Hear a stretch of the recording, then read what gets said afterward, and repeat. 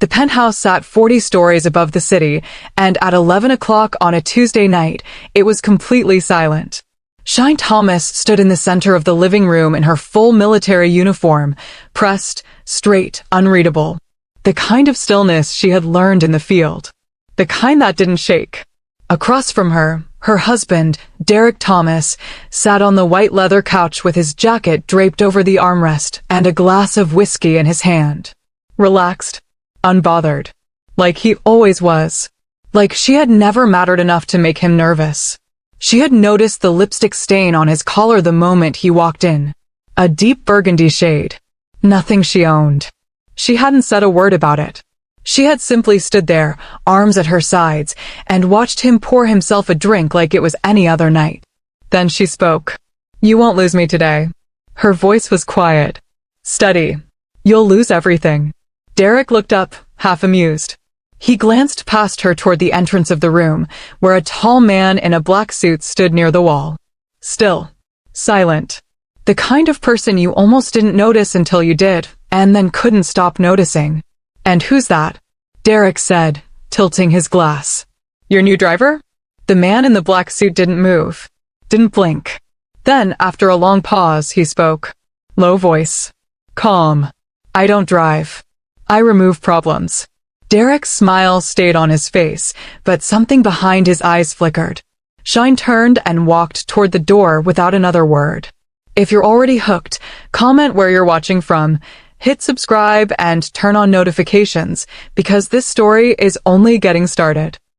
3 months earlier, Shine Thomas had come home from her final military assignment with nothing but a duffel bag and 6 years of silence stored somewhere behind her eyes. She was 31, decorated, and trained in intelligence operations that most people in Derek's world couldn't spell.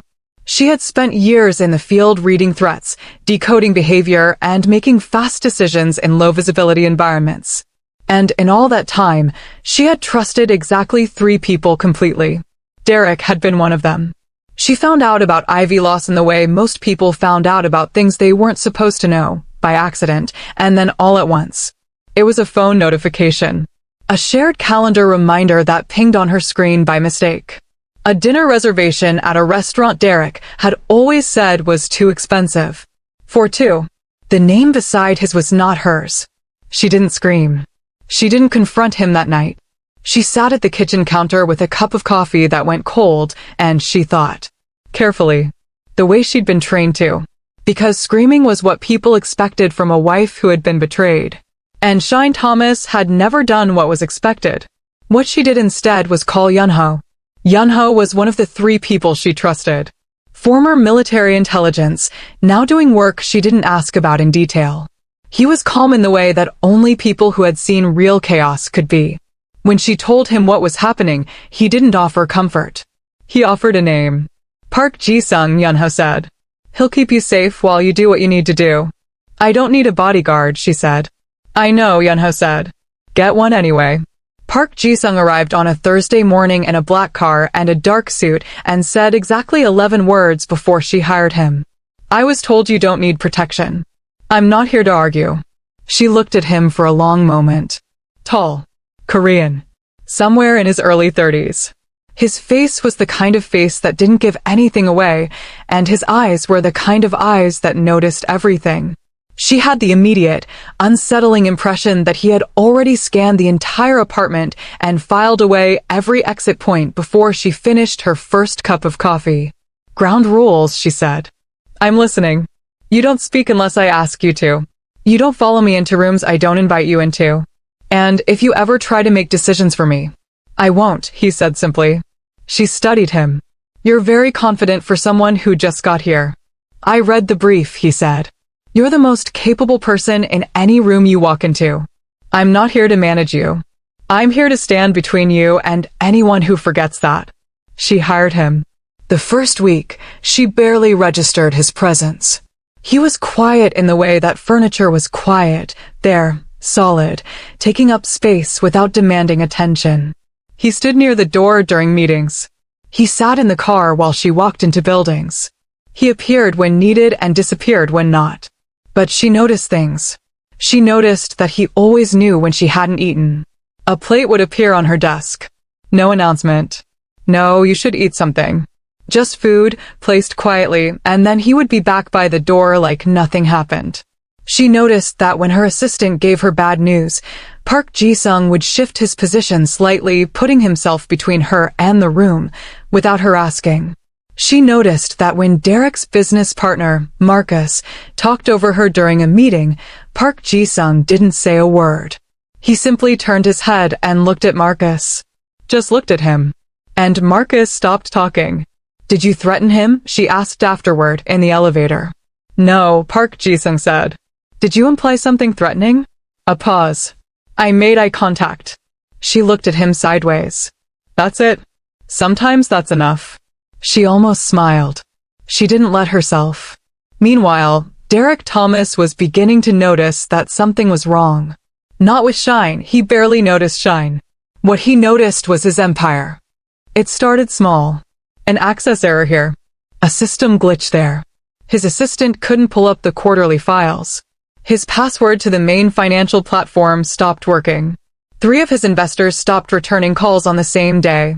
He assumed it was a tech issue. He called his IT team. They looked confused and came back with no answers. He called his lawyer. His lawyer said they'd look into it. He went back to Ivy Lawson, who wore expensive perfume, and told him what he wanted to hear, and he decided not to think about it. What he didn't know, what he had never known, was that the architecture behind his entire digital empire had been designed by his wife.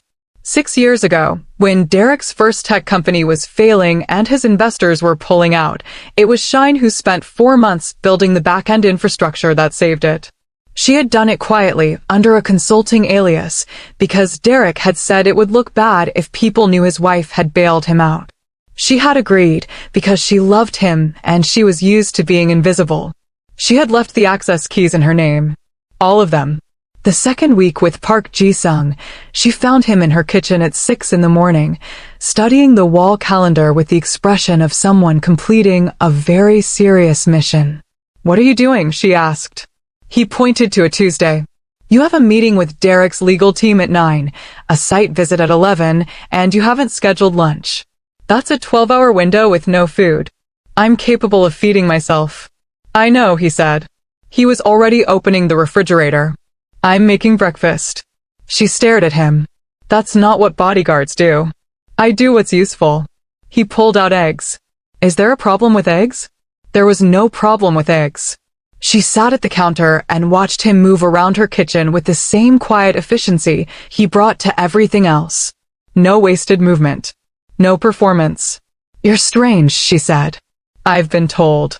I mean it differently than how other people probably mean it. He glanced at her over his shoulder. How do you mean it? She thought about it. I mean you're consistent. Which is strange. Most people aren't consistent. He turned back to the stove. After a beat, he said, you are. She wasn't sure what to do with that, so she drank her coffee. Derek escalated things in the 3rd week. He had figured out by then that the financial issues weren't random. Money was moving. Accounts were locking. And somehow, impossibly, his name was disappearing from structures he had spent years building. He went to Shine. He found her in the home office she had reclaimed, the one he had converted into a storage room when she deployed and never bothered to change back. She had cleaned it out without asking, put her laptop on the desk, and surrounded herself with notes and screens that made the room look like something between a command center and a war room. Park Ji-sung was standing near the door. I need to talk to my wife, Derek said. Park Ji-sung looked at Shine. It's fine, she said. She didn't look up from her screen. Park Ji-sung stepped out. But Derek noticed, with a very uncomfortable feeling, that the man's footsteps stopped just outside the door. Present. Listening. What's happening with my accounts? Derek demanded. Your accounts, Shine said pleasantly, are fine. They're locked. Some of them. She finally looked up. The ones that were built on my infrastructure. Those are mine. They've always been mine. Derek stared at her. That's insane. You can't just. I can, she said. Because I did. 6 years ago, Derek. I built it. And I made sure that if I ever needed to, I could take it back. She tilted her head. I was hoping I'd never need to. Derek's jaw tightened. He looked toward the door where Park Ji-sung had exited. Who is he really? My bodyguard. Bodyguards don't look like that. Like what? Derek didn't answer. He turned and left instead. Shine watched him go, then turned back to her screen. 2 minutes later, a knock at the door. Park Ji-sung opened it slightly. "Tea," he said. She looked at him. He was holding a cup. She almost laughed. "You were listening." "I was present," he corrected. "There's a difference." She took the tea. Ivy Lawson made the mistake of showing up at the house on a Saturday. Shine was outside with Park Ji-sung, reviewing documents at the garden table. Ivy arrived in a white car and walked up the path with the confidence of someone who believed she had already won. She stopped when she saw Park Ji-sung. It was interesting to watch. Ivy had never met him before. But something happened to her composure when she got within 10 feet of him, like a signal had been disrupted. She slowed down. Her smile faltered slightly. "I'm here to see Derek," Ivy said. Park Ji-sung said nothing. He simply looked at her with complete calm. "You can go around," Shine said, without looking up from her documents. "Front door's unlocked." Ivy looked between them. She was clearly trying to figure out who Park Ji-sung was and landing on an answer that made her nervous. She chose not to ask. She went around. When she was gone, Shine said, "What do you do to people?" "You didn't say anything." "I was aware of her," Park Ji-sung said. "That's it?" "Yes." She looked at him. "That made her that uncomfortable?" He considered this. "Some people know, when they look at me, that they've done something worth being afraid of." He paused. "She seems to know." Shine set down her pen. "Are you dangerous?" "To certain people," he said. She looked at him for a long moment. The afternoon light sat flat and quiet between them. "Have you ever done things I should be uncomfortable with?" she asked. He didn't flinch. "Yes." She nodded slowly. "Thank you for not lying." "I don't lie to you," he said. Simply. Like it was the most obvious thing he could say. It was Yunho who finally told her the truth. She met him for coffee on a Thursday, without Park Ji-sung, one of the few times she had asked him to wait in the car. Yunho looked the same as always, careful, composed, watching the door. "You think he's just protecting you," Yunho said, after she mentioned Park Ji-sung. "He is protecting me." Yunho stirred his coffee slowly. Park Ji-sung leads an organization that makes entire systems disappear. Not just companies. Systems. People who hire him, they're not hiring a bodyguard. They're accessing a force. He set the spoon down. He doesn't work for people, Shine. He chooses them. She stared at her cup. "Then why is he following my schedule and making me breakfast?" Yunho almost smiled. "You'd have to ask him." She walked out to the car. Park Ji-sung looked up when she opened the door and got in beside him instead of in the back. He waited. "You're not just security," she said. "No. You lead an organization." "Yes." She looked straight ahead through the windshield. "Dangerous. Only to people who mistake kindness for weakness." His voice was level. "I have never threatened you. I have never made decisions for you. That is not performance. That is the choice I made when I agreed to come." "Why did you agree?" He was quiet for a beat. "Yunho told me about you. What you built. What your husband did with it. What you chose to do instead of falling apart." He paused. "I wanted to see someone like that." She turned to look at him. "And now that you've seen me?" He met her eyes. "Now I don't particularly want to leave." Her chest tightened. She looked away. "I won't ask you to change who you are," she said quietly. "Good," he said. "Because I won't." A beat of silence stretched between them, long and full of everything neither of them said. Then, quieter, "But I can adjust how I stand beside you." The gala was Derek's idea. He had arranged it weeks earlier, a high society fundraiser tied to his tech company, designed to restore investor confidence. 500 guests. Media. The kind of event where a man could walk in and remind everyone that he was still standing. He did not know that Shine had been invited first. He did not know she had RSVP'd. She arrived in a black dress and no jewelry, with Park Ji-sung beside her, and the room shifted when she walked in. Not because of her dress. Because of the way she moved. Like someone who had already decided how the night would end. Derek saw her across the room and went still. He started working his way toward the bar, toward his allies, trying to build presence. He pulled his investors into corners and laughed too loudly. He was performing. She could see the effort from across the room. Then Marcus, Derek's business partner, approached the podium to introduce the evening. He had barely started speaking when his assistant appeared beside him, looking pale. Marcus leaned in to hear something, and his face changed. In the back of the room, Derek's phone buzzed. He looked at the screen. Account access, denied. He refreshed. Denied. He opened another app. Denied. He looked up across the room and found Shine standing there, watching him. Perfectly still. Her expression said nothing. It didn't have to. He walked toward her, past the guests, past the cameras, not caring any more about how it looked. What did you do? He said, low and sharp. Nothing you didn't make necessary, she said. You can't. This is everything I built. No, she said. Her voice didn't rise. It didn't need to. It's everything I built. I told you 6 years ago what I did, and you told me to stay quiet about it because it was better for your image. She let that sit. I stayed quiet. For 6 years. Until you gave me a reason not to. Shine. You didn't lose me because you cheated, she said. You lost me because you thought I was powerless. The room had grown quieter around them. Not silent. The music still played. Guests still moved, but a radius of attention had formed. People were watching. Then a man crossed the room toward Park Ji-sung. Older. Silver-haired. The kind of man who didn't come to many galas, but when he did, tables turned to face him.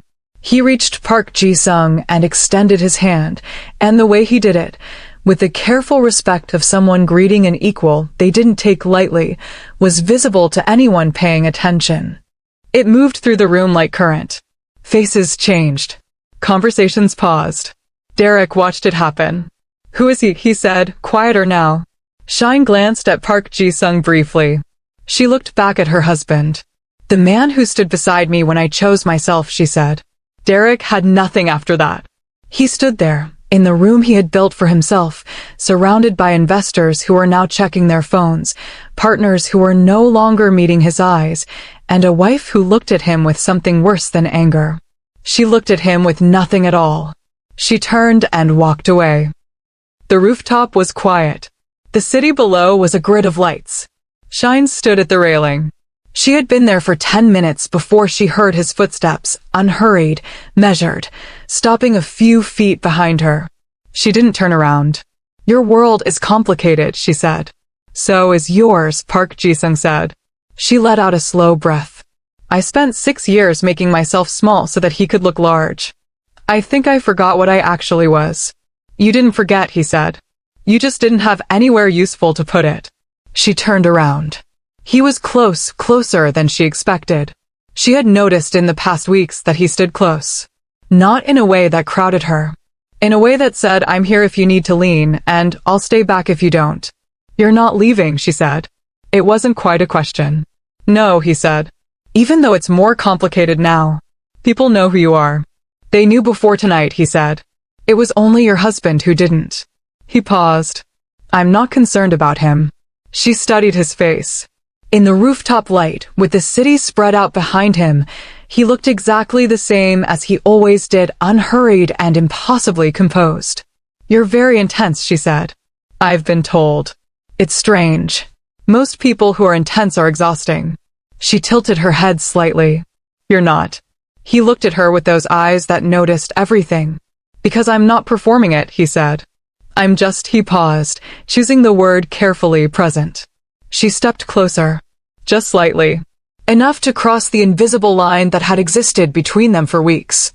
You said you'd make space for me in your world, she said. Yes. What does that look like? He considered it the way he considered everything seriously, without rushing. Quiet mornings, he said. Tea when you forget to stop working. Someone who doesn't need you to explain yourself. He paused. And someone who, if anyone misunderstands your boundaries, will look at them until they remember to behave. She laughed. A real laugh, short and warm, and it surprised both of them. He almost smiled. Almost. It's not a problem, she said softly. The intensity. The closeness. The way he had stood beside her for weeks without asking for anything. Good, he said. And in the quiet above the city, with the noise of the gala fading 40 floors below, the distance between them closed to nothing. What happened after that wasn't a fairy tale. Shine Thomas filed her legal claims within the week, and the process that followed was detailed and slow and exhausting in the way that real things always are. Derek's lawyers pushed back. Her lawyers pushed harder. It took 4 months, 3 mediations, and 1 courtroom appearance for the settlement to finalize, but when it did, the infrastructure she had built 6 years ago was formally, legally, undeniably hers. She built a company from it. Clean and sharp, with her name on the door this time. Park Ji-sung remained what he had always been. He did not leave his organization. He did not become someone softer or more conventional. The people who worked under him still moved carefully in his presence, and the world he operated in still ran on the kind of power that didn't make headlines. But he came home at night. He made tea. He stood in her kitchen and watched her work and said nothing until she was ready to talk, and when she was, he listened with the same complete attention he gave everything. They didn't change each other. They chose each other. And sometimes, when Shine sat at her desk late at night, she thought about the woman who had come home from 6 years of military service with a duffel bag and a husband who had never seen her, and she felt something she hadn't felt in a long time. Not relief. Not triumph. Just herself. He didn't stop being dangerous. She just became the one place he chose to be gentle. If you watched until the very end, then you already know what to do. Like this video, drop a comment telling us whether you were rooting for Shine from the very first line, and subscribe so you never miss what comes next. We drop new stories every week, and trust me, you don't want to miss what's coming. Thanks for watching. See you in the next.